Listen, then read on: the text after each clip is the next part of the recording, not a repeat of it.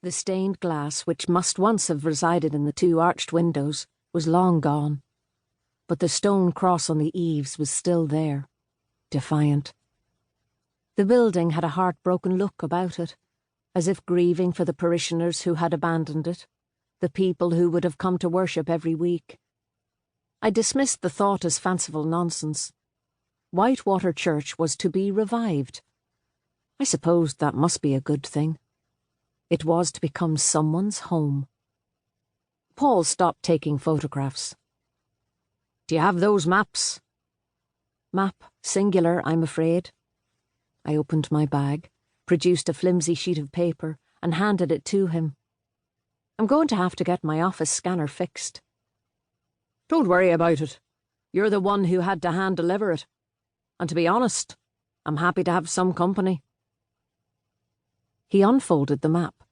It was little more than an old drawing with some rough measurements. "Is this all there is?" he asked. "Yes, sorry.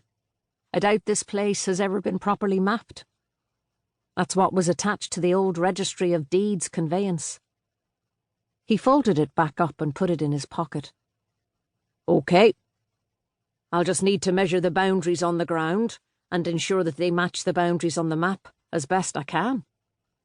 He looked around him at the overgrown site. "It's not going to be easy. Right, the light's fading. I'll do the inside first." He picked up his bag, hoisted it over his shoulder, and started to walk towards the main entrance, cursing again as his foot caught in a stray briar. The ground was covered in rubble, bits of metal and weeds, lots of weeds. "The original door must have been impressive, all right," Paul said, looking up. "Wood?" I asked. He nodded. "Carved, probably." It was hard to imagine it now.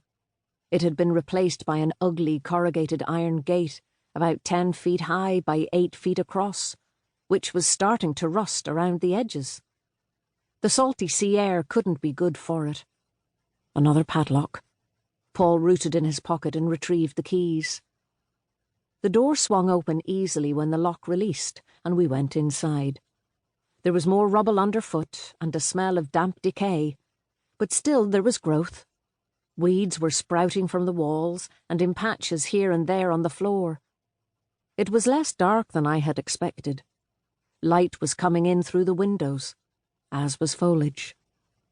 The ivy, which was climbing the external walls, had found its way inside, and the remains of a bird's nest rested on what was left of the windowsill.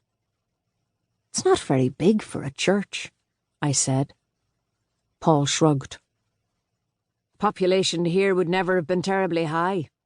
A few families at most. Almost like an island population." While Paul took some measurements and photographs, I wandered slowly around the interior, looking at the walls. Here and there were the remains of memorial plaques to individual families.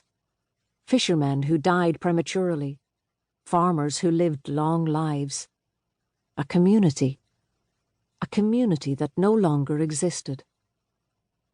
We eventually gathered our things and left. Outside, the light was fading rapidly. "It's going to be dark soon," I said. "Have you much left to do?" "I'm nearly done. I have a torch, if we're really stuck. I can use that. Not that I fancy the idea of being here after nightfall." I stood and watched while Paul walked around the perimeter of the building, measuring the external walls. A loud fluttering made me jump. I looked up to see a rook fly over my head and land on the cross on the eaves. There were 4 of them, in a neat row, spectral and silent. As I watched them, I lost my footing and stumbled backwards. The heel of my boot hit something metal. I looked down. I was standing on some kind of iron grid, about 2 feet square, and very overgrown. I called out to Paul, and he came over to investigate, pushing the weeds aside to get a better look. "Damn it," he said. "Does the church have a basement?" "No idea. Anything on the map?" "I doubt it." He took it out, unfolded it, and checked.